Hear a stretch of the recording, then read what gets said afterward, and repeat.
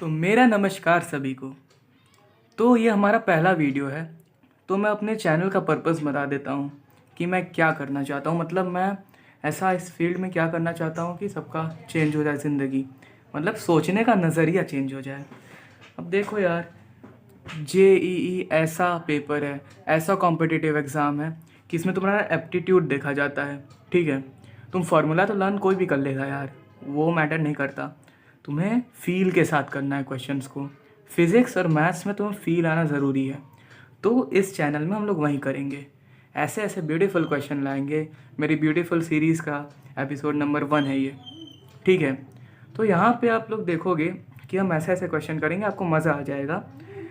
जैसे यहीं से आपके पास सामने क्वेश्चन है, ये वेक्टर का क्वेश्चन है। अब आप लोग को देख के लग रहा होगा यार ये तो बहुत आसान है। मैं भी कहता हूँ हाँ भाई ये तो आसान है, पर इसके हैं दो तरीके, एक मैथमेटिक्स का, एक फिज़िक्स का। मैथमेटिक्स वाला तरीका बहुत ही आसान है, मतलब आपको उसमें लगेगा कि आप मैथ्स कर रहे हो। बट वो तो ठीक है, आप मैथ्स कर रहे हो तो ठीक है, बट आपको फिज़िक्स का कैसे फील आएगा, आपको ऐसा कैसा मज़ा आएगा कि मैंने तो यार क्या कर दिया। ठीक है, तो हम लोग एक मेथड करेंगे मैथमेटिक्स वाला। ठीक है, एक मैथमेटिक्स वाला करेंगे मेथड और दूसरा फिजिक्स का करेंगे। ठीक है, तो यहाँ पे देखो यार क्वेश्चन क्या दिया है। ABCDEF is a regular hexagon.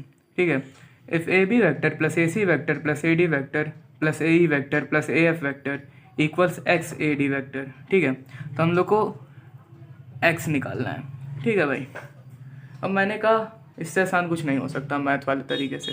हाँ, अब यहाँ पे देखो यार, ये सारी साइड सेम है। ठीक है, ये सारी साइड सेम है।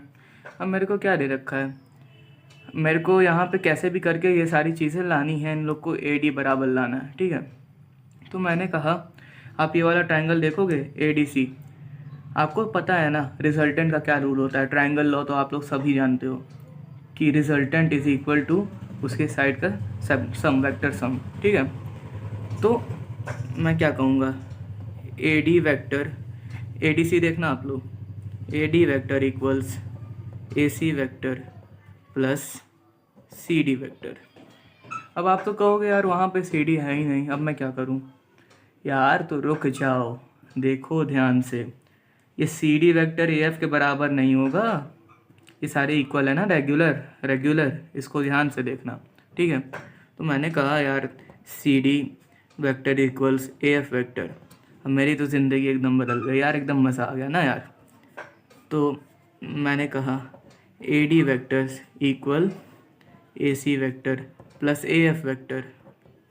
मैंने कहा वाह, हमको तो मिल गया, एक चीज़ मिल गई। अब बचा क्या यार, हमारे पास AB vector plus AE vector बच गया।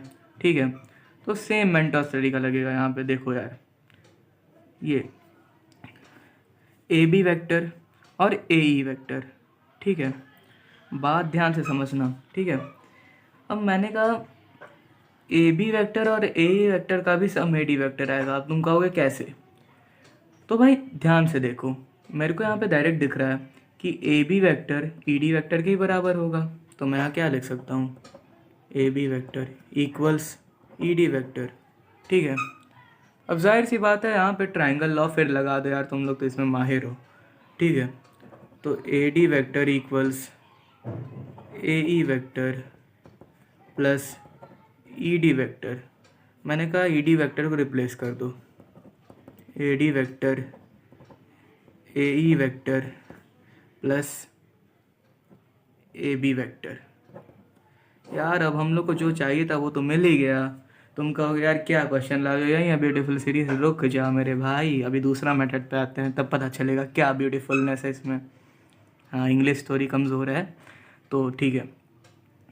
यहाँ पे हम लोग इसको अरेंज करके लिखते हैं ताकि तुमको थोड़ी सी क्लैरिटी मिले। ठीक है, तो यहाँ पे मैंने लिखा AC vector plus AF vector plus AE vector plus AB vector, और ये अपना AD वेक्टर तो है ही।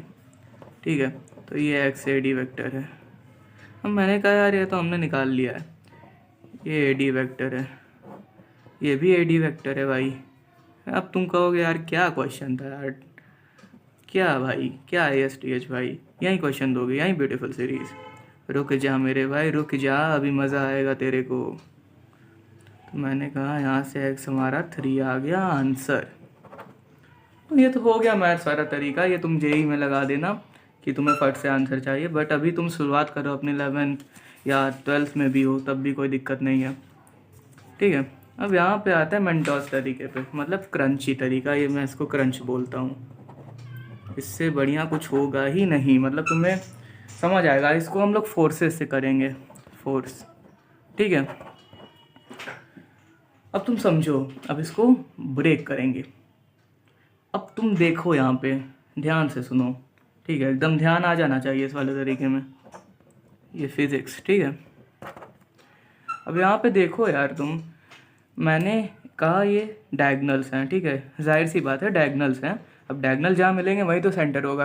और रेगुलर हेक्सागन में क्या होता है कि रेगुलर हेक्सागन का ये एंगल 60 डिग्री होगा, तो इक्विलेटरल ट्रायंगल बन जाएगा। ये सारी साइड भी इक्वल हो जाएंगी।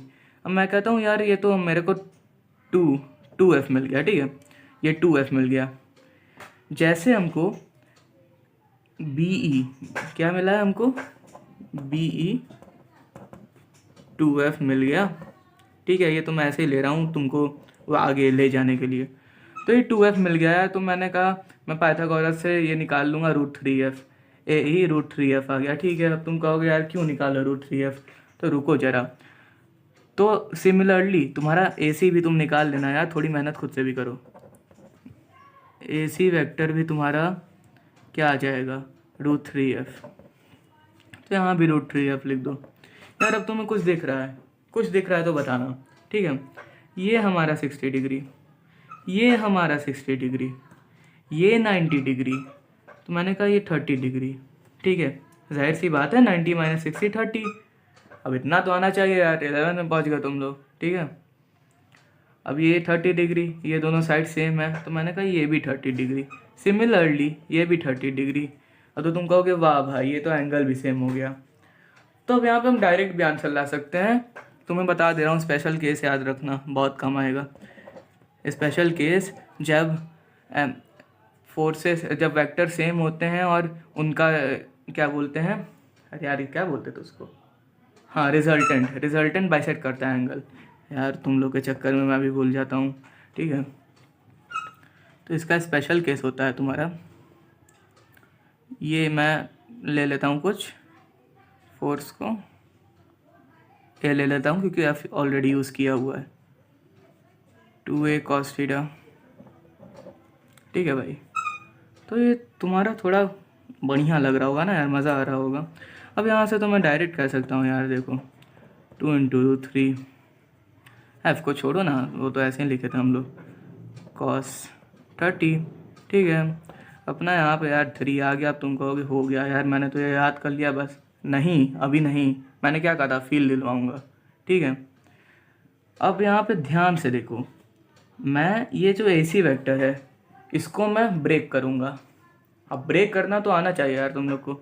अब ब्रेक करूँगा तो ये चीज़ है, ये तुम्हारा क्या हो जाएगा, AD √3 cos थीटा, और ये हो जाएगा √3 sin थीटा, ठीक है। मज़ा आ रहा है ना यार।